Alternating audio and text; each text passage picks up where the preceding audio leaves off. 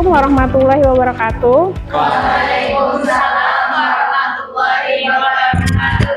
Ya, apa kabar teman-teman? Sore-sore ya kita kuliahnya. Sehat ya? Alhamdulillah. Luar biasa. Allahu Akbar. Iya. Seperti yang sudah kita pernah bahas, kali ini kita kan mau membahas tentang sampai dengan materi Sigmund Freud ya, tentang tokoh-tokoh psikologi. Ya, tapi sebelumnya saya mau absen dulu ya teman-teman ya. Yang Farhan, oke. Wahyu Dwi Cahyani, Nur Azizah. Oh, oke. Dan cepat sehat. Revana Adistia. Ini ada beberapa yang teman-teman harus kuasai di sini. Yang pertama adalah nanti kita akan bicara tentang biografi singkat. Bagaimanapun nanti konsep kepribadian, sebagaimana yang saya sudah pernah sampaikan, itu selalu terkait dengan tokoh yang yang merumuskannya begitu. Jadi ada kaitannya dengan latar belakang tokoh yang merumuskannya. Kemudian nanti kita akan bicara tentang tingkat kehidupan jiwa, karena nanti ini terkait dengan psikoanalisa. Kita udah bicara tentang basicnya psikoanalisa seperti apa begitu ya. Jadi nanti kita juga akan bicara tentang tingkat kehidupan jiwa. Kemudian ini yang paling inti adalah struktur kepribadiannya. Mungkin teman-teman pernah bahas ini di psikologi umum ya, semester 2. Nanti kita akan gali lebih lanjut lagi di sini. Kemudian nanti kita bicara tentang bagaimana kemudian struktur kepribadian itu berdinamika sehingga kemudian itu menghasilkan sebuah perilaku dari manusia itu sendiri. Kemudian nanti kita akan bicara tentang perkembangan kepribadian, yaitu perkembangan psikoseksual. Yang terakhir kita akan tahu bagaimana aplikasinya dalam kehidupan sehari-hari, terutama terkait dengan psikoterapi ya, karena memang pendekatan ini terutama yang dirumuskan oleh Sigmund Freud ini juga banyak diterapkan dalam dunia psikoterapi. Kepada kelompok 3 dipersilahkan. Oke, terima kasih Bu. Oke, Assalamualaikum warahmatullahi wabarakatuh. Waalaikumsalam warahmatullahi wabarakatuh. Selamat sore teman-teman semua. Gimana kabarnya? Alhamdulillah, luar biasa. Allahu Akbar. Oke, sebelumnya terima kasih kepada Ibu yang telah mempersilahkan kelompok kami untuk mempresentasikan hasil diskusi kami mengenai psikoanalisa Sigmund Freud. Oke, mungkin teman-teman semalam mungkin udah nonton video yang kami share di grup. Mungkin untuk pemahaman lebih mendalam lagi supaya diskusi kita lebih mantap nantinya, mungkin bisa kita ulang sekali lagi penayangan videonya. Dan dimohonkan kepada teman-teman nanti untuk memperhatikan videonya dengan baik. Sigmund Freud adalah seorang neurolog asal Austria yang lahir pada 6 Mei 1856 di Freiburg, Moravia. Kemudian ada perkembangan psikoseksual. Saya mau ada beberapa komentar tentang tentang video yang sudah dibuat. Yang pertama, videonya durasinya kita sepakati itu sekitar 10 sampai dengan 15 menit ya. Ya, ini lebih dari 15 menit. Sebenarnya begini, kalau tadi saya lihat lebih banyak prolog di awal begitu ya. Yang sebenarnya kita fokusnya itu lebih ke bagaimana kemudian perjalanan si Sigmund Freud itu sampai dengan dia bisa merumuskan teori-teorinya seperti itu gitu. Jadi lebih fokus ke sana aja sih. Kalau sekitar 10 sampai dengan 15 menit berarti bisa dipilih tuh mana aja yang paling penting dan lain sebagainya gitu. Yang kedua, dalam dalam pembuatan videonya kayaknya musiknya terlalu keras ya. Jadi agak mengganggu begitu, jadi akhirnya nggak fokus ke sana. Sementara kalau kita lihat tadi lebih monoton begitu, jadi mungkin nanti lebih variatif lagi ya, seperti itu aja sih. Kalau di sisi kontennya sudah cukup baik, mungkin nanti lebih banyak lagi di contoh-contoh yang sifatnya aplikatif. Jadi kita tahu loh sebenarnya tuh seperti apa sih. Kayak misalnya tadi kita bicara tentang struktur kepribadian, nah itu bisa dilihat contohnya tuh seperti apa sih id, ego, dan superego seperti itu. Oke, baik teman-teman, saya mau menambahi beberapa tentang tadi yang sudah disampaikan oleh kelompok 3. Jadi saya mau tambahin dulu ya. Ya, secara umum psikoanalisa itu apa sih yang teman-teman sudah pelajari di dulu waktu psikologi umum.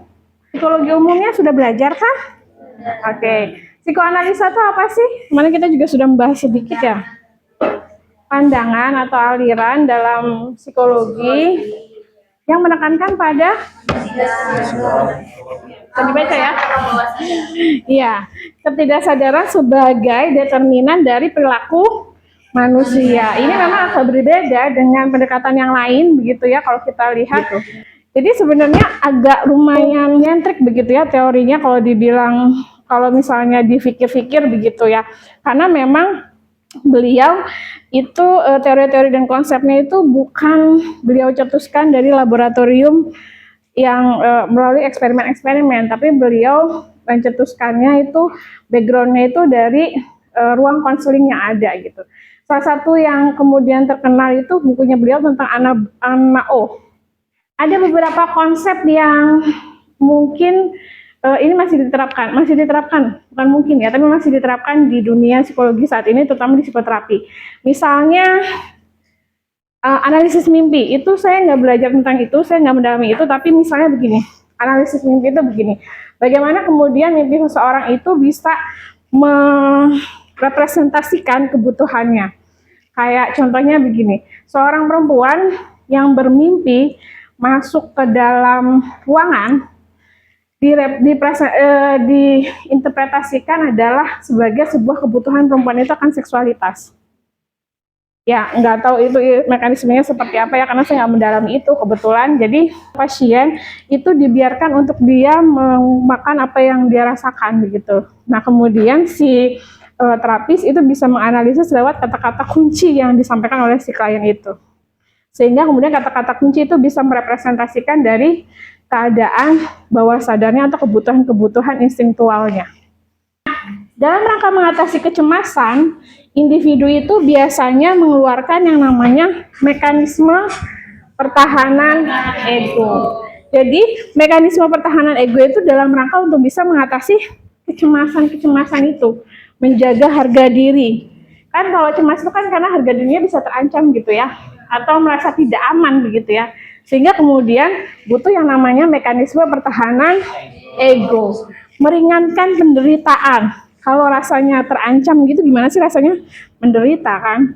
Dengan adanya mekanisme pertahanan ego itu dia menghindari dari yang namanya penderitaan. Disebut juga dengan defense mechanism atau mekanisme pertahanan ego. Saya akan kasih, saya nggak punya bola, tapi saya mau kasih bunga. Jadi saya akan kasih bunga dan minta orang itu untuk jawab. Contohnya, projection. Ke ini dulu aja ya, menyaji dulu aja ya. Oke, silakan. Proyeksi adalah atribusi trait yang tidak dapat diterima oleh ego kepada orang lain. Tidak dapat diterima oleh ego diri kepada orang lain. Contohnya gimana? Ya. Jadi kita tuh kita punya ego gitu yang harus ya. Nah terus tapi ego kita tuh tidak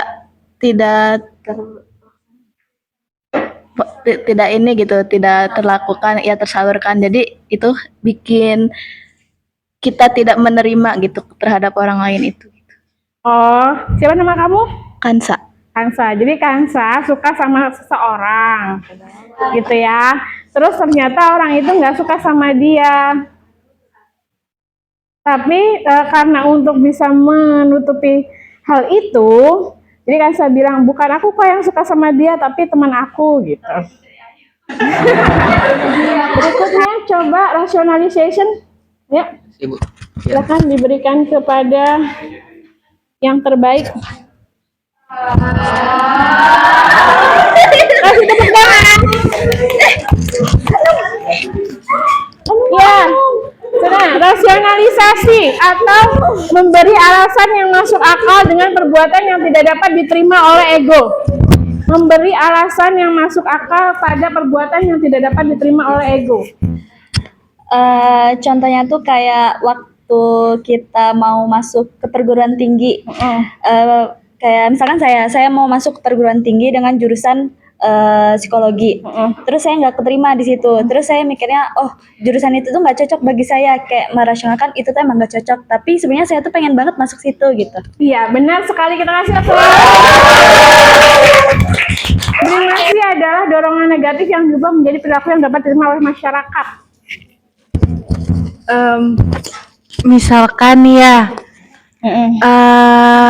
Kansa putus cinta, kan nyambung gitu Bu, kan putus cinta itu kan memberi dorongan-dorongan untuk melakukan perilaku negatif, tapi diganti sama dia untuk menulis puisi cinta gitu, kan tuh lebih bisa diterima oleh masyarakat. Oke, benar sekali. Terima kasih, guys. Ada pertanyaan sampai di sini? Baik, silakan kelompok ini, nanti kelompok ini diterusin lagi aja. Tapi mungkin bisa closing statement ya dari kelompok ini. Jadi di sini setelah mendengarkan penjelasan ibu tentang psikoanalisa Sigmund Freud ini tuh kita jadi mengetahui gitu bagaimana tahap-tahap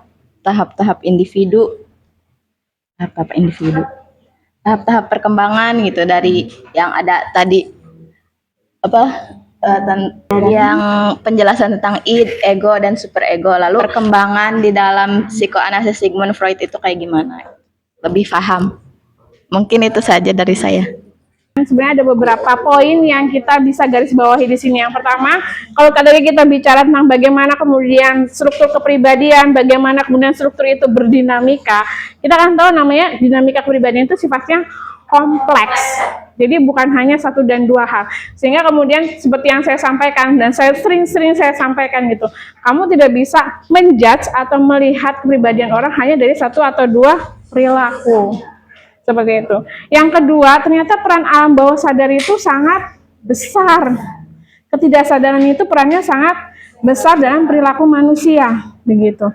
Walaupun kemudian kamu bisa di kesadaran, kamu bisa problem solving, kemudian kamu bisa melakukan perencanaan, kamu bisa menyerap informasi dan lain sebagainya, ternyata peran ketidaksadaran itu sangat besar.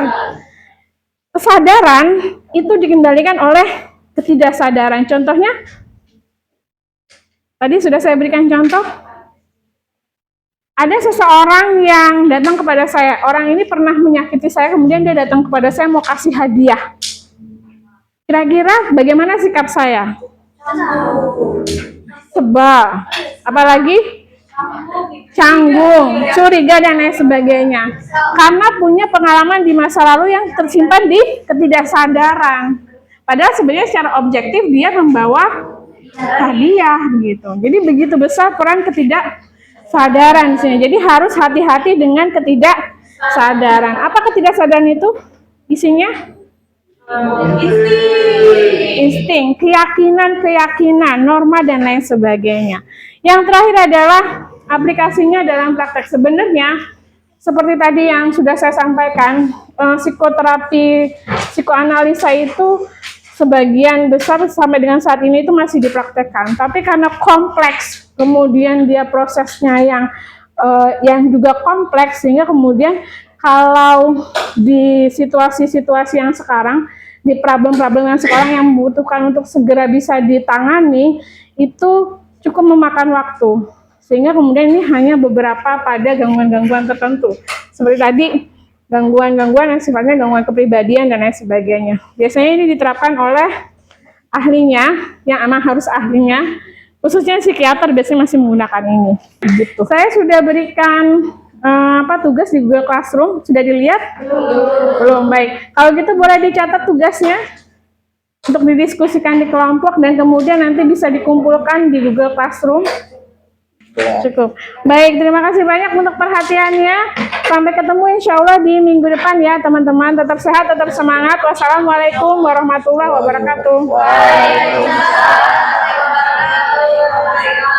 Kita aplaus untuk kelompok ini.